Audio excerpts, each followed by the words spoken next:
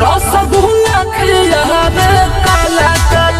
नमस्कार, मैं विष्णु, आप देख रहे हैं सक्सेस बिहार। और आज मैं एक गाने के बारे में बताऊंगा जो कि भोजपुरी में एक बहुत ही अच्छा गाना आया है, जिस गाने का नाम है रसगुल्ला।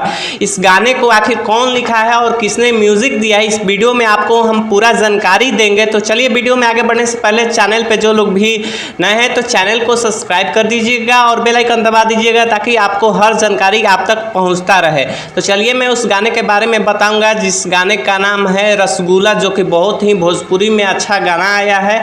इसको लिखे हैं खुद विजय चौहान जी, जो कि इस गाने को गाए भी हैं विजय चौहान, क्योंकि भोजपुरी में वो ऑलराउंडर है, गाना भी लिख लेते हैं, गा भी देते हैं और म्यूज़िक भी कर लेते हैं, कंपोज भी कर लेते हैं। वो ऑलराउंडर है। आज उनका गाना आया है रसगुल्ला त्रिमूर्ति म्यूज़िक वर्ल्ड पे। अगर आप लोग नहीं सुने हैं तो जाइए सुनिए और अपना ढेर सारा प्यार दुलार दीजिए। और इस गाने को म्यूज़िक दिए हैं विकास यादव जी, जो कि बहुत ही भोजपुरी के अच्छे म्यूज़िक डायरेक्टर हैं, जो कि एक से एक म्यूज़िक दिए हैं। और हाल ही फिलहाल में विजय चौहान की बात कर ले तो विजय चौहान का एक गाना बजा है कहीं गो दिल बा, बहुत ही अच्छा गाना बजा है। उसके बाद ये रसगुल्ला गाना आया है, जो कि बहुत ही बेहतरीन गाना आया है और बहुत ही अच्छा इसका वीडियो देखने में लगा।